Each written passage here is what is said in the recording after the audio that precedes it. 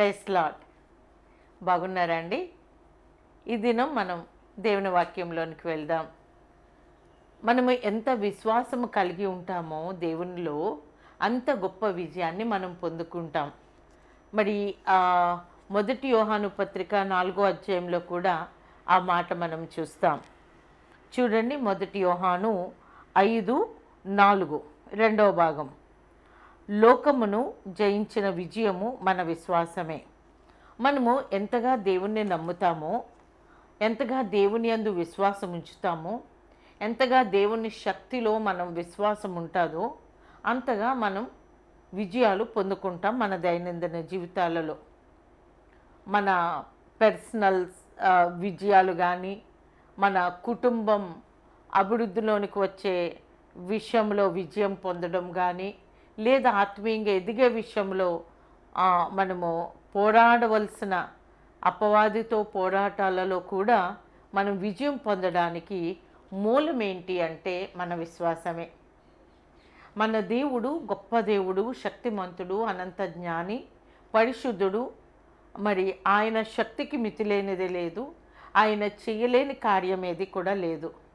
మనము గనక అంత గొప్ప దేవుణ్ణి కలిగి ఉన్నాము అని నమ్మిక ఉంచినట్లయితే, ఆ నమ్మికతో మనం ఎవ్రీడే మన జీవన విధానములో దేవుని మీద నమ్మకంతో, దేవుని ఆజ్ఞలు పాటించుకుంటూ మనము జీవనం సాగిస్తే మనకి అపజయం అనేదే ఉండదు. ఇశ్రాయేలీలు ప్రజలు ఐగుప్తు దాస్యంలో ఉన్నప్పుడు దేవుడు మోషేను ఏర్పాటు చేశారు నాయకుడిగా ఉండడానికి. మోషేను మరి సకల విద్యలు అభ్యసింపచేసి ఇశ్రాయేలు ప్రజల్ని ఐగుప్తు దాస్యం నుండి విడిపించడానికి, అరణ్యంలో నడిపించడానికి దేవుడు తోడుగా ఉండి మోషేను నాయకుడిగా మరి ఇశ్రాయేలు ప్రజలకి ఇచ్చారు. మోషే ఇశ్రాయేలు ప్రజల్ని నడిపిస్తూ ఉండగా మొట్టమొదటి హర్డలే ఎర్ర సముద్రం. ఎర్ర సముద్రం దాటే టైంలో ఇశ్రాయేలు ప్రజలందరూ కూడా చాలా భయకంపితులు అయిపోతారు. మనం ఎట్లానూ చనిపోతాము, ఎదురుగుండా మనకి దారి లేదు, ఎర్ర సముద్రం వెనకాలేమో తరుముచున్న ఫరో సైన్యం, వాళ్ళు మరణాయుధాలతో వస్తున్నారు, మనం వెనక్కి వెళ్ళి వాళ్ళకి దాసులైపోతే బెటర్, ఈ ఎర్ర సముద్రంలో చనిపోవడము లేకపోతే దారి లేకుండా అయిపోవడం, వాళ్ళ చేతిలో మరి వాళ్ళు చంపేస్తే వాళ్ళ చేతిలో చనిపోయే బదులుగా దాస్యంలోకి వెళ్ళిపోతే బెటర్ అనుకున్నప్పుడు దేవుడు మోషేతో మాట్లాడతారు, మీరు ఆగిపోక సాగిపోండి అని చెప్పి. దేవుడు మోషేను కర్ర చాపమనంగానే తన హస్తములో ఉన్న ఆ కర్రను చాపినప్పుడు 2 పాయలుగా అయిపోతుంది. అది మనకి తెలుసు, మనం ఆల్రెడీ ధ్యానించుకున్నాం. అలాగా మరి ఇప్పుడు మీరు చూసే ఈ శత్రువులను మరెన్నడూ మీరు చూడరు అని చెప్పినట్లుగా వారు ఆ జల సమాధి అయిపోతారు, ఫరో సైన్యం అంతా కూడా. మరి తెల్లవారి లేచేటప్పటికి ఫరో సైన్యం అంతా శవాలుగా తేలుతారు, ఆ సముద్రపు ఒడ్డున వాళ్ళు చూస్తారు.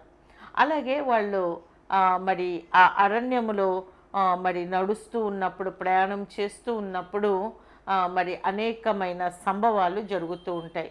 దేవుడు వారి విశ్వాసంనకు పరీక్షలు పెడుతూ ముందుకు నడిపిస్తూ ఉంటారు. అప్పటికే దేవుని శక్తిని చూస్తారు, అప్పుడే దేవుని కొనియాడుతారు, దేవుని స్తుతిస్తారు, ఎంతో సంతోషపడిపోతారు. మళ్ళీ అప్పటికే వచ్చిన సమస్య వస్తే ఇశ్రాయేలు ప్రజలు మరలా విశ్వాసం నుండి తొలగిపోయి మోషే మీద సనుగుకోవడం మొదలు పెడతారు. అలాగా వారు ప్రయాణం సాగుతూ ఉంటుంది. యాక్చువల్గా దేవుడు నడిపించాలి అని అంటే పాలు తేనెలు ప్రవహించే దేశంలోనికి చాలా ఈజీగా వాళ్ళు వెళ్ళిపోగలరు. కానీ ఆ మార్గములో పారాను అరణ్యమునకు చేరిన తర్వాత దేవుడు మోషేతో ఒక మాట సెలవిస్తాడు. ఏమనంటే, ఇదిగో మీరు పాలు తేనెలు ప్రవహించే దేశంలోనికి వెళ్ళబోతా ఉన్నారు కాబట్టి ఒక మరి గోత్రమునకు ఒకరి చొప్పున 12 గోత్రముల నుండి ప్రముఖులైన వారిని, ప్రధానులైన వారిని నువ్వు ఏర్పాటు చేసి 12 మందిని ఎంపిక చేసి ఆ యొక్క మీరు వెళ్ళబోయే ఆ పాలు తేనెలు ప్రవహించే ఆ దేశము ఎలా ఉన్నది, దాని నేల సారవంతమైందా కాదా, ఆ పట్టణములు ప్రాకారము గలవా, మరి ఎలాగ ఉన్నాయి, అక్కడ ప్రజలు ఎలా ఉన్నారు, అక్కడ భూమి సారం ఎలా ఉంది, అక్కడ పండే పండ్లు ఎలా ఉన్నాయి, పంటలు ఎలాగున్నాయి, ఇవన్నీ కూడా మీరు ఒక 12 మంది పంపించి ఆ దేశం యొక్క ఆ స్థితిగతులన్నీ కూడా మీరు చూసి రావాలని చెప్పి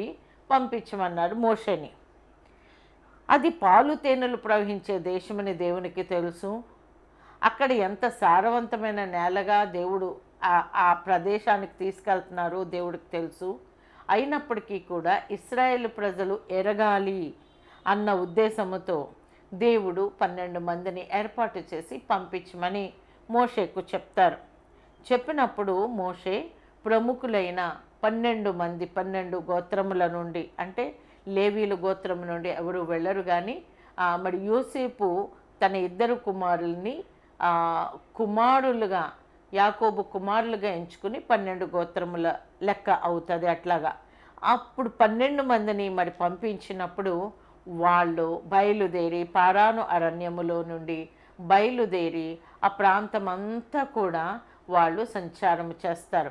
ఎన్ని దినాలు సంచారము చేస్తారు అని అంటే దాని విస్తీర్ణము కూడా ఎంతవరకు వాళ్ళు వెళ్ళాలి అన్నీ కూడా దేవుడు సూచనలు ఇచ్చి పంపిస్తారు. మోషే పంపించినప్పుడు వాళ్ళు 40 days ఆ దేశం అంతా సంచారము చేస్తారు. ఆ దేశం సంచారం చేసిన ఆ దేశం ప్రదేశాలు చూద్దాం ఒకసారి. ఈ వాక్య భాగం అంతా కూడా, ఈ విషయాలు నేను చెప్పేవంతా కూడా ఎక్కడున్నాయంటే సంఖ్యాకాండము 13వ అధ్యాయము 14వ అధ్యాయం మనం ఈరోజు ధ్యానం చేసుకుంటూ ఉన్నాం. మరి ఆ ప్రాంతాలన్నీ కూడా చూసి మరి అక్కడ ఉన్న పండ్లు చూశారు, ఆ ద్రాక్ష గెలలు ఉన్న మరి ఆ చెట్టును, మరి ఆ గెలలు వేలాడుతున్న ఒక మరి పెద్ద భాగాన్ని కట్ చేస్తారు, 2 మోసుకుని వస్తారు. అంజూరపు పండ్లు, అలాగే దానిమ్మ పళ్ళు, అలాగే దాని సారం ఎలాగున్నది, దాని మనుషులు ఎలా ఉన్నారు, పట్టణాలు ఎలా ఉన్నాయి, ఇవన్నీ కూడా చూసి సమాచారం తెస్తారు. సమాచారం తెచ్చినప్పుడు వాళ్ళు చెప్తారు మోషేకి. ఏమని చెప్తారంటే, మోషే అలాగే ఇశ్రాయేలు ప్రజలందరూ కూడా ఉన్నప్పుడు వారు తెచ్చిన పండ్లను మరి వారికి చూపిస్తారు. ద్రాక్ష గెలలు ఎలా ఉన్నాయనంటే 2 మోసుకు రావాల్సి వచ్చింది. వాడు తెచ్చిన పండ్లన్నీ కూడా చూపిస్తారు. మనము చూద్దాం ఒకసారి. సంఖ్యాకాండము 13వ అధ్యాయము 17వ వచనం. మోషే కనాను దేశమును సంచరించి చూచుటకు వారిని పంపినప్పుడు వారితో ఇట్లనెను, మీరు ధైర్యము తెచ్చుకొని దాని దక్షిణ దిక్కున ప్రవేశించి ఆ కొండ ఎక్కి ఆ దేశము ఎట్టిదో, దానిలో నివసించు జనులు బలము గలదో బలము లేనిదో, కొంచెమైనదో విస్తారమైనదో, వారు నివసించిన భూమి ఎట్టిదో, అది మంచిదో చెడ్డదో, వారు నివసించు పట్టణములు ఎట్టివో, వారు గుడారములలో నివసించుదరో, దానిలో చెట్లు ఉన్నవో లేవో కనిపెట్టవలెను. మరియు మీరు ఆ దేశపు పండ్లలో కొన్ని తీసుకుని రండని చెప్పాను. అది ద్రాక్షల ప్రథమ పక్వ కాలము. మరి మోషే చూడండి చాలా స్పష్టంగా ఏమేంటి అక్కడికి వెళ్ళిన తర్వాత వాళ్ళు చూడాల్సినవి ఏంటి అన్నవి చాలా స్పష్టంగా మరి వ్రాయించారు దేవుడు. ఇక్కడ మనం చూసినట్లయితే ఆ దేశ ప్రజలు బలవంతులు కారు. చూడండి అవన్నీ కూడా మనం చూస్తే 17వ వచనం నుండి మరి ఈ 17, 18, 19, 20 వచనాల వరకు కూడా, 17 నుండి 20 వచనాలు కూడా ఏమేమి చూడాలి అన్నది ఇక్కడ మోషే చెప్తా ఉన్నారు. మీరు ధైర్యం తెచ్చుకోండి, కొండ శిఖరం ఎక్కండి, ఆ దేశంను గూర్చి మీరు ఏంటి చూడాలి అని అంటే, ఆ ప్రజలు బలము కలవారా బలము లేనివారా, కొంచెమైందా విస్తారమైన దేశమా, మంచిదా చెడ్డదా, తర్వాత పట్టణాల గుడారాల కోటల, ఎందులో వాళ్ళు నివసిస్తున్నారు, వారి భూమి సారమైనదా నిస్సారమైనదా, చెట్లున్నాయా లేవా, మరి అంతేకాదు అక్కడ ఉన్న మరి ఆ ఫలాలు కూడా మీరు తీసుకుని రావాలి అని చెప్పి మోషే పంపిస్తారు. అలాగే వీళ్ళు కూడా మరి పారాను అరణ్యములో నుండి బయలుదేరారు. సీను అరణ్యము నుండి, చూడండి ఆ మాట చూద్దాం ఒకసారి, ఎందుకంటే ఎంతవరకు వీళ్ళు సంచారం చేశారు అన్నది మనకి చాలా ఇంపార్టెంట్. 22వ వచనం, 21, 22 వచనాలు. కాబట్టి వారు వెళ్ళి సీను అరణ్యము మొదలుకొని హమాతునకు పోవు మార్గముగా రెహోబు వరకు దేశ సంచారము చేసి చూచిరి. వారు దక్షిణ దిక్కున ప్రయాణము చేసి హెబ్రోనుకు వచ్చిరి. అక్కడ అనాకీయులు, అహీనులు, శేషయి, తల్మయి అనువారుండిరి. హెబ్రోను ఐగుప్తులోని సోయను కంటే 7 ఏండ్లు ముందుగా కట్టబడెను. ఇక్కడ మనము చూసినట్లయితే ఏ ప్రాంతాలు దేవుడు తిరగమన్నారో ఆ ప్రాంతాలన్నీ కూడా చక్కగా వేగు చూస్తూ ఉన్నారు. అక్కడ ప్రాంతం ప్రజలు ఎలా ఉన్నారు, ఇళ్ళు ఎలా ఉన్నాయి, మరి పట్టణాలు ఎలాగున్నాయి, ప్రాకారం ఉన్నదా, ప్రాకారం లేకుండా ఉన్నారా, భూమి ఎలా ఉన్నది, ఏం పంటలు పండుతున్నాయి అన్నీ కూడా చూస్తూ ఉన్నారు. అక్కడ ఎష్కోలు లోయ అనే ఆ లోయలోనికి వచ్చేటప్పటికి, ఎష్కోలు లోయ అంటే ద్రాక్ష గెలలు బాగా పండే ద్రాక్ష పంట ఉన్న ఆ లోయ అంతా కూడా ద్రాక్షలే పండుతాయి అన్నమాట. ఆ లోయలోనికి వచ్చేటప్పటికి మరి ద్రాక్ష గెలలు కట్ చేశారు. ఆ తర్వాత అక్కడ మరి పండ్లన్నీ కూడా దానిమ్మ పండ్లు, అంజూరపు పండ్లు మోసుకుని రావడం మొదలుపెట్టారు. అయితే వీరు ఇవన్నీ బాగానే చూశారు, చక్కగా మరి తిరిగి ప్రయాణం అయిపోయారు. 40 డేస్ ప్రయాణం చేశారు. 40 డేస్ అయిన తర్వాత తిరిగి పారాను అరణ్యములో కాదేశు దగ్గర ఉన్న మోషే దగ్గరికి, మోషే, అహరోనులు అలాగే ఇశ్రాయేలీల సర్వ సమాజమునకు తిరిగి వచ్చారు. తిరిగి వచ్చిన తర్వాత వాళ్ళు మోషేకు రిప్లై ఇస్తూ ఉన్నారు. ఏమని రిప్లై ఇస్తున్నారు ఒకసారి మనం చూద్దాం. మరి 27వ వచనం నుండి సమాచారం, ఎలాంటి సమాచారం ఇస్తున్నారో మనం ఇది చాలా జాగ్రత్తగా వినాలి. చూడండి, మీరు కూడా గమనించండి. సంఖ్యాకాండం 13వ అధ్యాయం 27 నుండి చదువుతున్నాను, శ్రద్ధగా వినండి. అయితే వారు అతనికి తెలియపరిచినదేమనగా, నీవు మమ్ము పంపిన దేశమునకు వెళితిమి, అది పాలు తేనెలు ప్రవహించే దేశమే, దాని పండ్లు ఇవిగో. చూడండి, దేవుడు ఎలాగ అది పాలు తేనెలు ప్రవహించే దేశమని చెప్పారో అలాగే ఉంది. ఆ దేశం నిజంగా చాలా సస్యశ్యామలంగా ఉంది, పాలు తేనెలు ప్రవహించేటట్లుగానే ఉంది. ఇదిగో ఆ దేశంలో పండ్లు చూడండి అని చెప్పి చూపిస్తూ ఉన్నారు. ఇంకా చూద్దాం. అయితే ఆ దేశంలో నివసించు జనులు బలవంతులు, వారి పట్టణములు ప్రాకారము గలవి, అవి మిక్కిలి గొప్పవి. మరియు ఇక్కడ చూసారా అండి, మరి వీళ్ళు ఏం చెప్తున్నారంటే అక్కడ ఉన్న ప్రజలు చాలా బలవంతులుగా ఉన్నారు. అక్కడ పట్టణాలు ప్రాకారము గల పట్టణాలు, అక్కడ వాళ్ళ ఇల్లు చాలా పటిష్టముగా ఉన్నాయి. వారు ఇంకా మనం చూద్దాం.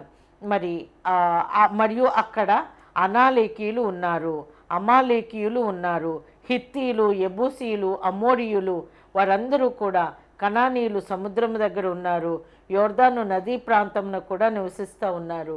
ఇది వీళ్ళు తెచ్చిన సమాచారం. ఆ పాలు తేనెలు ప్రవహించే దేశమే. ఆ ప్రజలందరూ చాలా బలవంతులుగా ఉన్నారు, ప్రాకారం గల పట్టణాలలో ఉన్నారు, వాళ్ళ ఇల్లులు కూడా పటిష్టంగా ఉన్నాయి, వారి దేశం సస్యశ్యామలంగా ఉన్నది, చాలా ఫలభరితమైన పండ్లు సారవంతమైన నేల వాళ్ళు కలిగి ఉన్నారు. కానీ అక్కడున్న ప్రజలు ఉన్నారే, వాళ్ళు చాలా ఉన్నత దేహులు, వాళ్ళు చాలా మరి జైగాంటిక్ పర్సనాలిటీ కలిగి ఉన్నారు. వాళ్ళని చూస్తే మాకు చాలా భయం వేసేస్తుంది అన్నట్టుగా వాళ్ళు మాట్లాడుతూ ఉన్నారు. వాళ్ళు మాట్లాడుతూ ఉంటే ఇక్కడ వింటున్న వాళ్ళు ఫస్ట్ వాళ్ళు రాగానే ప్రజలందరూ కూడా ఎంతో ఎంతూజియాస్టిక్గా చాలా ఆసక్తిగా పరిగెట్టుకుని వచ్చారు, ఏం చెప్తారా వినడానికని. వాళ్ళు తెచ్చిన పండ్లు చూసేటప్పటికి చాలా ఆనందపడిపోతారు. ఇంత పండ్లున్న ఇంత మంచి దేశానికి మనం వెళ్తున్నామా అని. వాళ్ళు నోటినంట వచ్చిన ఫస్ట్ మాట పాలు తేనెలు ప్రవహించే దేశం అది అని చెప్పి ఇంకా సంతోషపడిపోయారు. వాళ్ళు అలాగా సంతోషపడిపోతూ ఉన్నారు. అయితే వాళ్ళు ఒక్కొక్కటిగా చెప్తా ఉన్నారు, వాళ్ళు బలవంతులా, ఆ ప్రాకారము గల పట్టణాలు అవునా, తర్వాత అమాలేకీయులు చూసాం, అనాకీయులను చూసాం, వాళ్ళు ఉన్నత దేహులు. ఇంకంతే, వింటున్న వారి ఉత్సాహం ఎలా నీరు గారిపోతూ ఉంది. వాళ్ళు చాలా జైగాంటిక్ పర్సనాలిటీస్, అని చెప్పంగానే వాళ్ళలో నీరసం మొదలైపోయింది. ఇంకా అంతవరకు ఉన్న ఉత్సాహం అంతా, సంతోషం అంతా చప్పబడిపోయింది. చూడండి, పొంగుతున్న పాల మీద నీళ్ళు ఎలా జల్లితే చప్పమని ఎలాగా తగ్గిపోతుందో పొంగు, అలాగా వాళ్ళ సంతోషం అంతా తగ్గిపోయింది. వాళ్ళ ముఖ కవళికలలో డిఫరెన్స్ వచ్చేసింది. వెంటనే కాలేబు మాట్లాడడం మొదలుపెట్టారు. కాలేబు చూడండి 30వ వచనంలో కాలేబు మాట్లాడుతూ ఉన్నాడు. కాలేబు మోషే ఎదుట జనులను నిమ్మళపరచి, మనము నిశ్చయముగా వెళ్ళుదము, దాన్ని స్వాధీనపరుచుకుందుము, దానిని జయించుటకు మనకి శక్తి చాలుననెను. ప్రైజ్ ది లార్డ్, హల్లెలూయా. కాలేబు ఎంత విశ్వాసంతో మాట్లాడుతున్నారో చూడండి. ఏమంటున్నాడంటే, మనము నిశ్చయముగా వెళ్తాము, మనము ఖచ్చితంగా ఆ దేశాన్ని స్వాధీనపరుచుకుంటాము, దానిని జయించకు శక్తి మనకు చాలును అని మాట్లాడుతూ ఉన్నాడు కాలేబు. దేవునికి స్తోత్రం.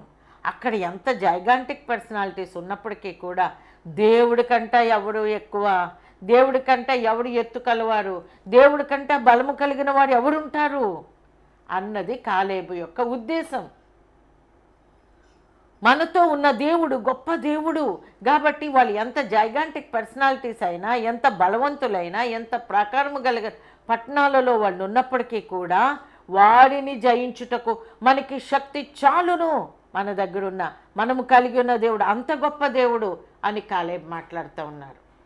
అయితే మిగతా వారు అందరూ కూడా దానికి రెస్పాన్స్గా మాట్లాడుతున్నారు. చూడండి ఎలా మాట్లాడుతున్నారు 31 నుండి.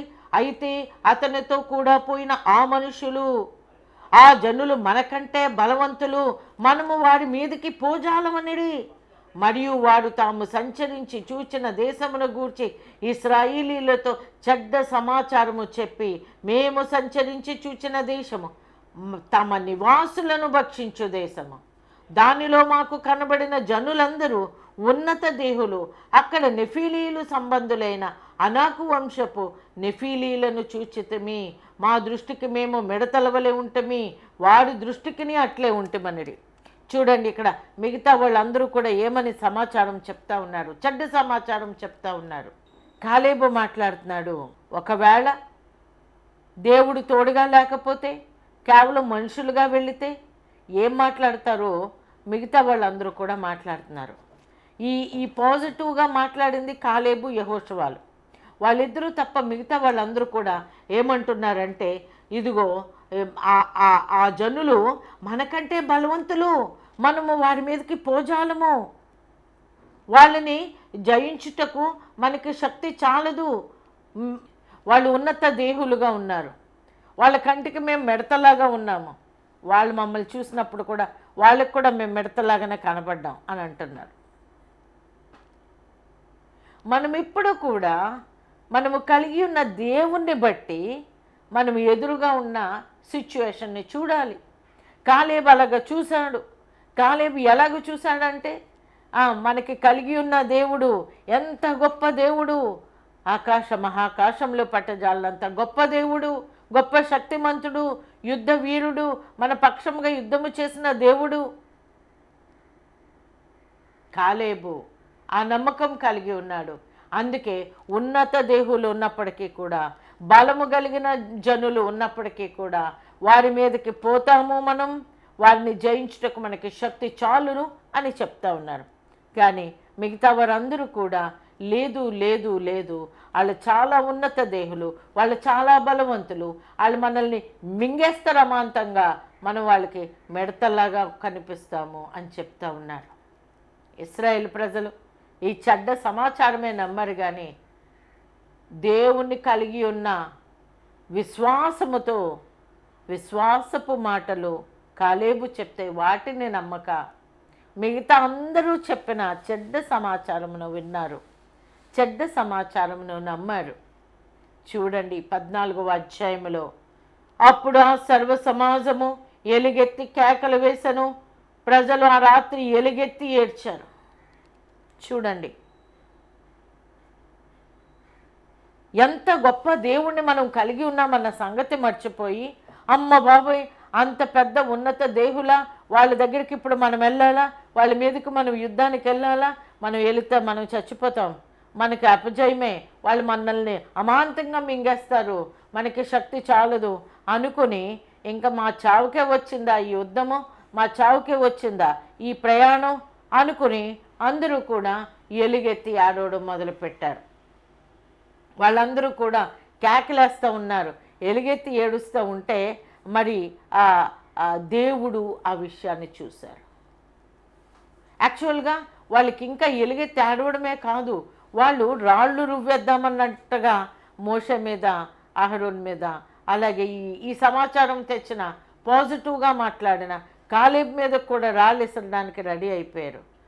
మోషే అహరోన్ల మీద సనగడం మొదలుపెట్టారు, ఇదిగో మమ్మల్ని చంపడానికే తెచ్చావా మమ్మల్ని అన్నట్టుగా. ఇదంతా కూడా దేవుడు వింటూ ఉన్నాడు. అయితే మళ్ళీ మోషే వాడితో మాట్లాడుతూ ఉన్నారు, కాలేబు వాళ్ళతో మాట్లాడుతూ ఉంటే మరి ఎవ్వరు కూడా మాట వినని స్థితిలో ఉన్నారు. చూడండి, ఆ సర్వ సమాజము కూడా ఎలుగెత్తి కేకలేస్తూ మరి వాళ్ళందరూ కూడా సనగడం మొదలుపెట్టి, వాళ్ళందరూ కూడా మోషే మీద రాళ్ళు రువ్వేంత కోపంతో అయిపోయారు. వాళ్ళందరూ కూడా వ్యతిరేకం అయిపోయారు. మోషే అహరోనులు ఏం చేస్తున్నారో చూడండి. 5వ వచనంలో, మోషే అహరోనులు ఇశ్రాయేలీల సర్వ సమాజం ఎదుట సాగిలపడిరి. గొప్ప నాయకుడు మోషే, అంత గొప్ప నాయకుడు, దేవుడితో ముఖాముఖిగా మాట్లాడిన వ్యక్తి, దేవుని చేత మిక్కిలి సాత్వికుడు అని చెప్పబడిన మోషే, తనకు తోడుగా ఉన్న అహరోను, ఇశ్రాయేలీలు దేవునికి వ్యతిరేకంగా దేవుని మరి పంపిస్తానన్న దేశానికి వెళ్ళడానికి వీళ్ళు మేము చచ్చిపోతాం వెళితే అన్నట్టుగా వాళ్ళందరూ గొల్లు పెట్టి ఏడుస్తూ ఉంటే కోపం పడిపోతాయి. మోషే అహరోనులు సాగిలపడ్డారు. కాలేబు మళ్ళీ సర్వ సమాజంతో మాట్లాడడం మొదలుపెట్టాడు. చూడండి కాలేబు ఏం మాట్లాడుతున్నాడు. మరి యెహోషువయు యొఫెన్న కుమారుడగు కాలేబును బట్టలు చింపుకొని 7వ వచనములో, ఇశ్రాయేలీల సర్వ సమాజముతో మేము సంచరించి చూచిన దేశము మిక్కిలి మంచి దేశము, యెహోవా మన యందు ఆనందించిన ఎడల ఆ దేశములో మనలను చేర్చి దానిని మనకిచ్చును, అది పాలు తేనెలు ప్రవహించు దేశము. మెట్టుకు మీరు యెహోవా మీద తిరగబడకడి, ఆ దేశ ప్రజలకు భయపడకుడి, వారు మనకు ఆహారమగుదురు, వారి నీడ వారి మీద నుండి తొలగిపోయెను, యెహోవా మనకు తోడయ్యున్నాడు, వారికి భయపడకుడనిరి. ఆ సర్వ సమాజము వారిని రాళ్లతో కొట్టి చంపవలననగా ప్రత్యక్షపు గుడారములో యెహోవా మహిమ ఇశ్రాయేలీలకందరికీ కనపడను. చూడండి కాలేబు ఎందుకు అలా చేస్తున్నారని ఎంతో ఆవేదనతో మాట్లాడుతూ ఉన్నాడు. దేవుడు మనకి తోడుగా ఉంటాడు, మనం తప్పకుండా జయిస్తాము. దేవుడు మన యందు ఆనందిస్తే మనకి తప్పకుండా విజయం కలుగుతుంది అని నొక్కి ఒక్కడి నుంచి చెప్తూ ఉన్నాడు. చాలా మంచి దేశం అది, దేవుడు మనకు ఆ దేశం ఇస్తాడు, యెహోవా మన యందు ఆనందించినడ ఆ దేశంలో మనల్ని చేరుస్తాడు, అది పాలు తేనెలు ప్రవహించే దేశం పదే పదే చెప్తా ఉన్నాడు. కానీ ఎవ్వరు కూడా వినట్లేదు. అందరూ కూడా ఇంకా రాళ్ళు రువ్వడానికి, మళ్ళీ రాళ్ళు తీయడానికి సిద్ధమైపోయారు. ఆ టైంలో దేవుడికి కోపం వచ్చింది. ఎన్నాళ్ళు వీళ్ళని నేను భరించాలి, మోషే నువ్వు అడ్డు తప్పుకో, వాళ్ళని సంహరించి నీ నుండి గొప్ప జనాంగాన్ని నేను ఏర్పాటు చేసుకుంటాను అని చెప్పినప్పుడు మోషే దేవుణ్ణి ఎంతగానో బతిమాలి ప్రార్థన చేస్తూ ఉన్నాడు. దేవుణ్ణి బతిమాలి ప్రార్థన చేసినప్పుడు అప్పుడు దేవుడు వారికి మరి సంహరించకుండా ఆయన కోపాన్ని తగ్గించుకుని ఆయన ఏమంటారంటే, ఈ 40 దినాలు సంచారం చేశారు కదా, ఒక్కొక్క దినానికి ఒక్కొక్క సంవత్సరం చెప్పిన ఈ 40 సంవత్సరాలు వీరు ఈ అరణ్యంలోనే తిరుగుతారు. వీరు ఎట్టి పరిస్థితుల్లో కూడా ఇంత తిరగబడిన నన్ను నమ్మక ఇన్ని కార్యాలు చేసి నప్పటికీ నన్ను నమ్మకుండా నా మీద తిరుగుబాటు చేస్తున్నారు కాబట్టి వీరిలో ఎవ్వరూ కూడా ఆ దేశంలో ప్రవేశించరు. వీరి తదనంతరం వీరి సంతానము వారు మాత్రమే మరి ఆ దేశంలో ప్రవేశిస్తారు అని చెప్పి ఆ చెడ్డ సమాచారము తెచ్చిన ఆ 12 మందిలో 10 మంది చెడ్డ సమాచారం తెచ్చారు. ఆ 10 మంది అప్పటికప్పుడే తెగులు వచ్చింది, వెంటనే చనిపోయారు. యెహోషువ కాలేబులు మాత్రం చివరి వరకు ఉన్నారు. ఐగుప్తు నుండి మరి ప్రయాణము చేసిన వారిలో ఎవరు వాగ్దాన దేశంలోనికి, పాలు తేనెలు ప్రవహించే దేశంలోనికి వెళ్ళారు అని అంటే యెహోషువ కాలేబులు మాత్రమే. వాళ్ళిద్దరూ కూడా వేగు చూసినప్పుడు దేవుని యొక్క శక్తిని ఎరిగి విశ్వాసముతో మాట్లాడారు. అక్కడ ఉన్నత దేహులు ఉన్నారు, అక్కడ ప్రాకారము గల పట్టణాలు ఉన్నాయి, కానీ వాళ్ళు బలవంతులే, కానీ వారిని జయించుటకు మనకి శక్తి చాలును అని వారు నోటంట అన్నారు. అందుకే వారికి జయమిచ్చి ఎన్నో యుద్ధాలు చేశారు యెహోషువ కాలేబులు స్వతంత్రించుకోవడానికి. వారికి జయమినిచ్చాడు. ఆ వాగ్దాన దేశములో ఐగుప్తు నుంచి స్టార్ట్ అయిన ఇశ్రాయేలీల్లో ఎవరు ప్రవేశించారు వాగ్దాన దేశం కంటే వీళ్ళిద్దరే. ఎందుకంటే వారి విశ్వాసం అంత గొప్పది. విశ్వాసంతోనే దేవుని యందు నమ్మికతోనే వారు నడిచారు. నిండు హృదయముతో దేవుణ్ణి అనుసరించారు. ఓ ప్రియ దేవుని బిడ్డ, దేవుడు నీతో మాట్లాడుతూ ఉన్నారు ఏంటంటే, ఎన్నో కార్యాలు నీకు చేశాను కదా, నీకు ఎన్ని కార్యాలు చేసినా మళ్ళీ సమస్య రాగానే ఎందుకు అవిశ్వాసిగా మారిపోతున్నావు, ఎందుకు అవిశ్వాసి మాటలు మాట్లాడుతూ ఉన్నావు? దేవుడు మాట్లాడుతూ ఉన్నారు, ఏమిటి నీ విశ్వాసం నీకు విజయాన్ని ఇస్తుంది. నీకు తెలీదా? ఎన్ని కార్యాలు నేను నీకు చేశానో నీకు జ్ఞాపకం లేదా? నీకు చేసిన కార్యాలన్నిటిని బట్టి నీవు దేవుణ్ణి స్తుతిస్తే దేవుడు ఇప్పుడు ప్రజెంట్ ఉన్న సిచ్యువేషన్లో సమస్య నుండి నువ్వు గొప్ప విడుదల పొందుతావు, గొప్ప విజయాన్ని పొందుతావు. దేవుణ్ణి స్తుతించు, విశ్వాసం కలిగి ఉండు. ఆల్రెడీ దేవుడు చేసిన కార్యాలు జ్ఞాపకానికి తెచ్చుకో. అవన్నీ జ్ఞాపకానికి తెచ్చుకుని విశ్వాసముతో దేవుణ్ణి స్తుతిస్తూ ఉంటే దేవుడు గొప్ప విజయాలు నీ జీవితంలో నువ్వు చూస్తావు. సమస్యకు భయపడొద్దు. నీ సమస్య కొండంత ఉన్నా ఆ కొండ కన్నా పెద్ద దేవుడు మన దేవుడు. ప్రైజ్ లార్డ్, హల్లెలూయా. కాబట్టి నీ విశ్వాసమే నీకు విజయాన్ని ఇస్తుంది. దేవుని నమ్ము, దేవుని యందు విశ్వాసం ఉంచు. మనం ఏం చేస్తామంటే మనుషులు నమ్ముతాం, దేవుణ్ణి వదిలేస్తాం. ఇన్ఫ్లుయెన్స్ ఎవరైనా తెలిసిన వాళ్ళు ఉన్నారంటే అక్కడికి పరిగెడతాం. వద్దు, దేవుని మాత్రమే నమ్ము. గొప్ప విశ్వాసం కలిగి ఉండు. గొప్ప దేవుడి కార్యాలు నువ్వు చూస్తావు. అలాగూ చేయలాగిన దేవుడు మనకి కృపను అనుగ్రహించునుగాక. ప్రార్థించుకుందాం.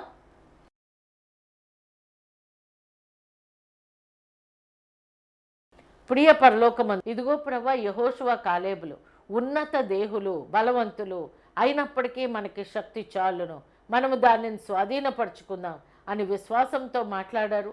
ప్రభువా, ఐగుప్తు నుంచి వచ్చిన వారందరిలో వారిద్దరు మాత్రమే ప్రభువా వాగ్దాన దేశంలో ప్రవేశించారు. దేవా, చెడ్డ సమాచారం చెప్పిన వారందరూ ప్రభువా, విశ్వాసంను కోల్పోయేటట్టుగా మాట్లాడే వాళ్ళందరూ ప్రభువా నశించిపోయారు, వెంటనే అక్కడికక్కడే చనిపోయారు. దేవా, మేము విశ్వాసం పెంచే మాటలు మాట్లాడాలి. మేము విశ్వాసం కలిగి గొప్ప విజయాలు పొందుకునేలా కృప చూపమని నజరేయుడైన శక్తి కలిగిన యేసయ్య అతి పరిశుద్ధమైన నామంలో ఈ ప్రార్థన అడిగి వేడుకుంటున్నాము తండ్రి, ఆమేన్. Praise lord. కాబట్టి విశ్వాసము కలిగి ఉండు, గొప్ప విజయాలను చూస్తావు. God bless you. Praise lord.